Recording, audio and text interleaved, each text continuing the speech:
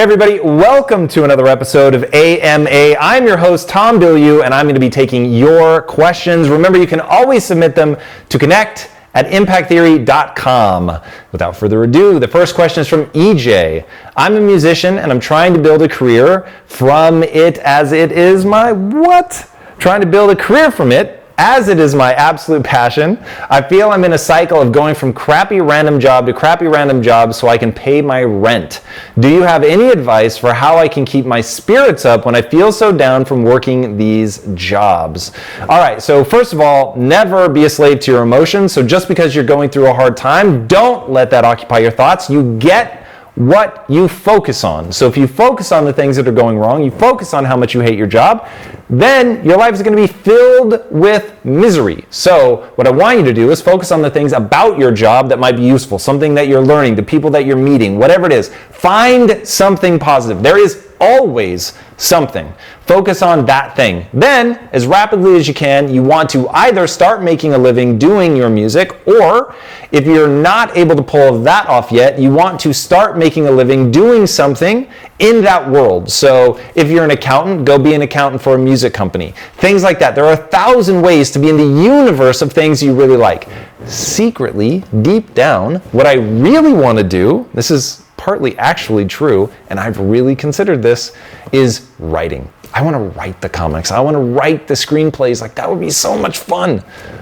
But what I do instead is I'm in the universe of creating the studio, doing the business side of things, which isn't always the most fun, if I'm completely honest, but I have a fetish for control, and we all know what my goals are and what I'm trying to accomplish. So because of that, I'm doing it in an arena where the things that I'm around I love. Just going in, having a meeting with a comic writer or an artist and spending that time looking to hire an artist, for instance, is way fun for me because I'm spending all that time around the art. So being in the universe of is another way. You can't always make your living, in this case, as a writer of songs. Wow, that was awkward. As a musician, but you can be in the universe of. So those are my two pieces of advice. Find a way to be in the universe of, even if it's doing something that's tangential to that. And then second, focus on the things that fill you with joy, that give you something empowering, something positive that you can focus on. That will keep your mind in the right place while you build the life that you really want. All right, next question, Uzair M. Based on the thesis put forward by Cal Newport about passion, that it's created rather than found, what skills would you develop if you were a teenager if your goal was to add as much value to the world as possible? If my goal was to add as much value to the world as possible, I'm going to be honest. What I would focus on instead is what is the thing that makes you feel most alive, and then how do you add value doing that? I find that everybody wants to help, but at the end of the day, we're all going to help in an incredibly unique way, a way that we love, a way that makes us feel passionate, a way where we feel like the unique set of skills that we want to have and we want to develop. How do we find a way for those to serve other people rather than leading with this sort of vague notion of I want to serve and help people? Start with, okay, this is the thing that I love. This is the thing that makes me feel alive. This is the thing that gives me more energy than it takes. This is the passion that I have developed. But that passion that you develop is still based on a spark of real interest. And I think that's where people can get misled, even with things that I say, with things that Cal Newport said, which, by the way, I've totally just adopted the way that he thinks about passion. I think it is absolutely amazing. So you're going to create it, but it is going to be from a spark of something that you actually do find interesting, intrinsically, just in and of itself. For whatever reason, when you're around that thing, you want to do more. You want to engage. Now, it's not going to start out as that full-blown passion, but it is intrinsically interesting. So this isn't a case of you go and make yourself love the taste of, in my case, scalloped potatoes, which are like being tortured for me. This is a case of taking something that you already have an innate taste for, something that's interesting, and then you take that interest and build it into a raging inferno. But you need to go experience a lot of stuff to find that thing that you really spark with, that already piques your interest, that gives more energy than it takes. That's the thing that you develop. So I would start there. I would start with the world that you want to be in, the things you want to do, and then find a way to serve others with that. So for instance, filmmaking. I'm not just making any old film, I'm making films that empower other people. That was not at all what I thought about when I was younger, when I first got into film, and I fell in love with it in the beginning just from storytelling. And it evolved as I began to look at how can I serve other people and do something that I love.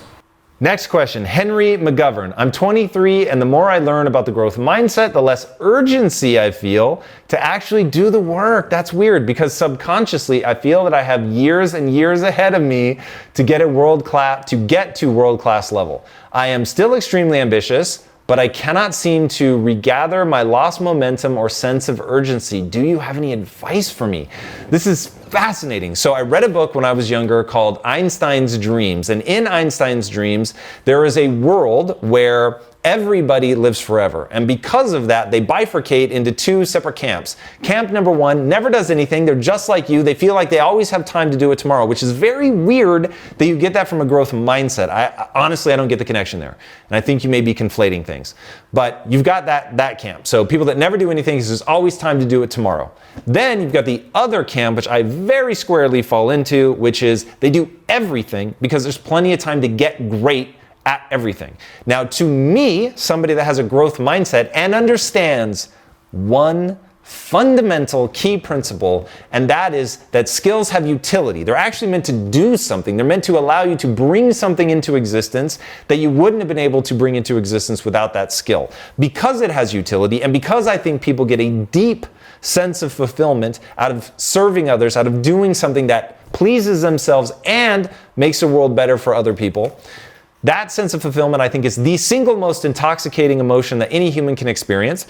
Because of that, that's why I think a growth mindset is so invigorating, because you realize that you can learn all of that stuff. You can harness all of that utility. You can bring these things into existence that not only are exciting to you, thrilling, but that they also allow you to experience fulfillment by helping other people. So that to me is a growth mindset. Now, the other side, which sounds like quite honestly, a lack of just interest in what you're doing, because there is something out there that's intriguing enough for you, it's fun enough for you, that you're going to want to do it whether you're getting paid or not. And the urgency is born up in at least small quantities around just it's fun, and it gives you energy, and it's exciting. And then you're able to turn that into that real deep-seated sense of urgency, that raging inferno of desire, of need to make something happen by fanning those flames, by going through a very mechanistic process of understanding how to build an emotional fire, which, just by way of analogy, building a real fire, it's the same, right? You've got to have the dry brush or kindling of some kind that really catches fire easily, then a little bit bigger kindling, and then the real pieces of wood, but all built so that air can flow through. I mean, it's a very similar process to developing an interest into a full-blown passion in your life. We have to be thoughtful about that. You have to embody the energy and the enthusiasm and things like that to really work that up, tell other people what you're up to, reinforce it in your own mind, all the things that go into creating a passion. Now, if you spend the time doing that based on something that actually is a core real interest for you, then it can blossom into something massive, and I think you'll find that urgency is born out of that. So I would say you just haven't found that thing that sparks your interest enough to be worthy of engagement to develop into a full-blown passion. When you find that, no one's going to have to push and poke and prod you, and I'll call that drive versus the ambition that you feel, which is exactly where I was as a kid. I had these huge dreams, I had all this ambition, but I had none of the drive to actually go and see it through. And I have cultivated that urgency, but all around things that actually just were innately already interesting to me. Pawan M. I just got a less than stellar performance appraisal, something along the lines of needs significant improvement, something I felt was unfair as I had put in a lot of hard work. It has dented my self-confidence, and I feel as if I'm not required and now need to look for a new job. How can I rebound from these feelings of inadequacy, and what can I learn from this? This is so powerful, Pawan. Thank you so much for sharing this with us. So here's the thing. The very ability to bounce back from that kind of negative feedback, that is the juice. That's the thing. That's the skill. If you can get good at that, if you can get kicked in the face and right there in real time, emotionally recenter yourself, remind yourself of the tenets of a growth mindset, that you may not be good at it yet, but you can get good. And remember, the idea is to get so good they can't ignore you. And if they're ignoring you, if they're passing you over, if they're telling you that you need significant improvement, you haven't done the things to truly wow them, to fill them with a sense of fear over losing you. And If you've really gotten that good and they still are denying you, you're still in the position of power because it means you're really that good. But my guess is because it knocks your self-confidence, you're unsure of what your skill set is, which means you probably aren't that good, because if you were, you'd see the real world results and they just would be unassailable. So I would focus on knowing that you can get good, knowing that you can get better, knowing that the juice is to recenter yourself emotionally, to go back in despite all of the embarrassment that I know you feel because I've felt it, I've been through this. But to go in despite all of that and focus exactly on building the set of skills and not in getting emotionally torn so that you're no longer paying attention to your job, so you're performing even worse because you're sort of half out, because you want to quit before they can break up with you and you want to find another job. Now's your chance, man. Double down. Go hard. Show them that you're willing to focus on getting those skills, and quite honestly, forget about them. Show yourself. Show yourself that you're willing to go after those skills and build that. That is all that matters. This is such a powerful moment in your life, man. I know it hurts, but on the other side of this, you're going to have developed an extraordinary skill. I'm oddly excited for you because I know what awaits you on the other side. All right, Julian Brangold. I'm an artist and have a super specific goal that I'm genuinely excited about. I'm working and doing well towards it, but find myself having a hard time sitting down and putting in the hours in a prolonged fashion. Do you have any idea why? Yes. When everything seems to be in place and it comes down to doing the work, I struggle. All right. First of all, read Angela Duckworth's book, Grit. This is a question of developing the grit muscle. And I will say the easiest, most pleasurable way to do that is to meditate. Meditating for 15, 20 minutes at a time, to be able to do nothing but focus on your breath, that already is going to teach you to elongate the amount of time that you can sit there and just focus on one thing. So practice doing that, taking it longer, and then practice doing what you're doing longer and longer and longer. And maybe at first it's 5 minutes, push it out to 10, then 20, then an hour, and then just start elongating that, practicing to see how long you can really go with something. And then I fear that we also have just like an interest problem. So is it that the art in and of itself isn't interesting? It doesn't light you on fire? Maybe it's insecurity, you're doing it and you think, I'm really not that good and this is forcing me to face my inadequacies, and in which case we have to deal with that. We have to remind ourselves about the growth mindset and focus on that we can get better. Every time I write, every time I have to face my inadequacies, even to this day. And so I always deal with that first to make sure that I understand this is part of the growing process, that in doing this thing I'm going to get better. And then identity kicks in, and I'm the type of person that sits down and does the work. And when you start putting those things together, finding something that you're sincerely interested in, practicing elongating how long you can focus on one thing, and then wrapping your identity around the fact that you're going to sit there and put in the work, you will find that it just gets much, much easier and you get much, much better at doing that. So there it is. Jenna Robinson. You've said in the past that if you only work smart hours, then you're always going to be beaten by someone who is willing to work smart and long hours. But does working very long hours reduce your ability to work smartly, e.g. losing concentration, so you're not learning as much, reducing your ability for deep rather than shallow work, etc.? Okay, so I've tiraded about this 1,000 times, so I'm gonna take a totally different approach, and I'm gonna say this. There's no obligation to work hard, smart, and long hours. Do whatever you want. At the end of the day, this is all about neurochemistry. It's about feeling good about who you are. It's about loving your life. It's about fulfillment. It's really just enjoying this one chance that you get at this life. And so if when I say work hard, long, and smart, that doesn't feel right to you and you don't want to do that, by all means, don't do that. My whole thing is, if you want to be the best, if you want to play in a world stage, if you want to outperform, if you want to get extraordinary results, the reality is, if you already know how to work hard and smart, then the last variable is long hours. Now, if you find that you're working so many hours that you click into the point where it's now working backwards, then you found the breaking point.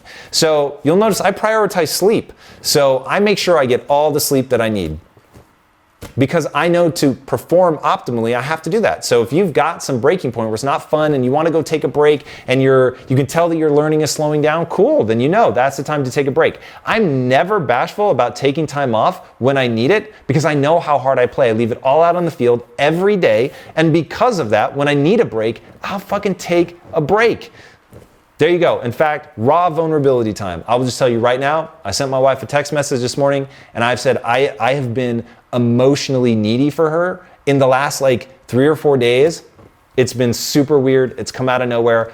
I've not tried to pretend that that's not true, and I've just leaned on her, and I've told her exactly how I feel. I've told her all of my frustrations, and I even told her, I don't want you to solve the problem, I just want you to listen. And she's been absolutely phenomenal about knowing when to listen and give me that space. And look, I just needed that. I needed to be able to lean on her to get myself back going in the right direction. And I'm just not conflicted about it. I don't worry about that. I don't worry about what it says about me, because I know I'm playing this life exactly the way that I want to play it, exactly the way I need to play it to get what I want from a neurochemical standpoint. So do you, like whatever feels right, whatever feels amazing, that's what you should be doing. So my work hard, work smart, work long hours is all about that thing that I value. Not everybody has to value that. All right. Ashutosh Garg, who wins today's name challenge for having the best name, YouTube. Hey Tom, I want to know why dopamine is mostly released in things which are not good for us. Why doesn't it release during good habits, and why do we feel frustrated doing good habits? So I'm going to take a little bit of exception here. So first of all, dopamine is released for anything that nature wants to incentivize, and dopamine is not the pleasure chemical, the feel-good chemical. It's the anticipatory, that excitement about something that's about to happen. Now, part of what makes you say that that happens when it's things that are illicit, maybe, like let's take overeating, which is a really easy example to explain why nature would incentivize this. So nature incentivizes eating through the use of the dopamine pleasure cycle. So you get the massive anticipation, it's really exciting, and then you get the flood of neurochemistry of feeling good and all of that from eating that thing. So in that cycle, that's what propels you to go out, to hunt, to eat, to get things that are fatty, salty, sugar, all the things that were in really low supply when we had to hunt for everything. So in that time, it was good to gorge. It was good to put on some fat because you didn't know when you were going to get your next meal. So nature incentivizes the massive pursuit of things that are very hard to get. Now the problem is, and even take sex for instance, the problem is in a modern context, a lot of this stuff becomes easy, either through pornography, prostitutes, whatever the case may be in terms of sex, or food, going to the grocery store and getting whatever you want very cheap. That's where it becomes a problem in a modern context. But I will say that I think you can hijack this. And this is something I've built in. The harder I work, the greater release of feel-good chemicals I get. I'm proud of myself for working hard, for striving towards something. Fulfillment, which is just naturally amazing, and I think is one of the best, if not the best, cocktails of neurochemistry anybody can hope to have. And it's certainly the one that survives even those down moments where it's brutal, what you're going through, maybe just gnarly, but you feel good about who you are. That is incredible. That's really hard to beat because it doesn't have the transience of so many other things. So the idea is to work into your mind that desire for those things, to value those things. And we get to choose what we value. So for instance, oddly enough, I get a release of positive neurochemistry when I'm fasting and I go stand next to someone who's cooking. I absolutely love doing that because in those moments, I'm willing to suffer for something I want. I'm willing to delay gratification. And because I've built that into my life as a value, then I get that incredible rush of serotonin, feeling good about myself. It's incredible. But I've created that in my life. So you've got to be careful about the things that you value, not just give in to the natural impulses, to find ways to build that release of positive neurochemistry around things that move you towards your goals. So, but you build that in. It's not necessarily all going to happen automatically, but winning, that's pretty rad. So again, you just have to be careful about what you value winning at. All right, there it is. All right, guys. I have to wrap. I wish I could tell you why, but I'm super excited about what I'm about to do. So know that we are making progress on all the things that we told you that we were going to do around here, step by step, day by day. We are making our dreams come true, and I'm very excited to be revealing things to you soon. I think we're going to be making a huge announcement in the next 6 weeks. So buckle up. All right, guys, thank you so much for joining me. By the way, if you haven't already, go to shop.impacttheory.com, self-signal, get yourself one of your logo shirts, get yourself Do the Work, anything that resonates with you, self-signal your way to success. All right, guys, thank you so much for joining us. If you haven't already, be sure to subscribe. And until next time, my friends, be legendary. Take care.